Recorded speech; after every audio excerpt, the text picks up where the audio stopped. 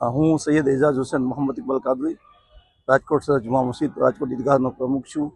આજે દેશભરમાં ઈદ ઉલ ફિત્રની નમાઝ અદા કરવામાં આવી।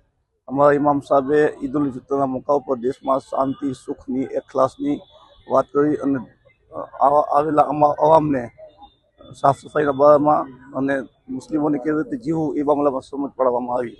અમે ઉમ્મીદ કરીએ છીએ કે આપણો દેશ, આપણું વતન, આપણો સમાજ શાંતિ એખલાસથી આગળ વધે અને આ દેશ તરક્કી કામયાબીથી કામયાબ થાય એવી અમારી શુભકામના છે।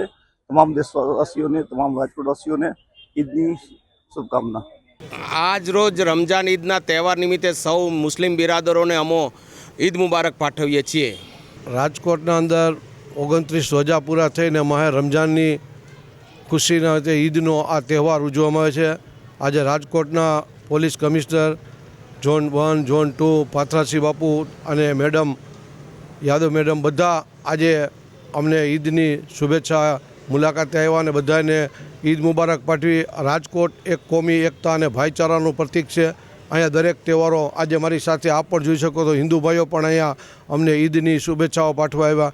એટલે રાજકોટ હંમેશા કોમી એકતા અને ભાઈચારાનું પ્રતીક છે। અહીંયા દરેક તહેવારો હળીને મળીને ઉજવી છે। આવનારા દિવસોમાં રામનવમીનો પણ તહેવાર નજીકમાં આવી રહ્યો છે। ગઈકાલે અમે ચેટીચાંદના પણ અમે સ્વાગત કર્યું એમને।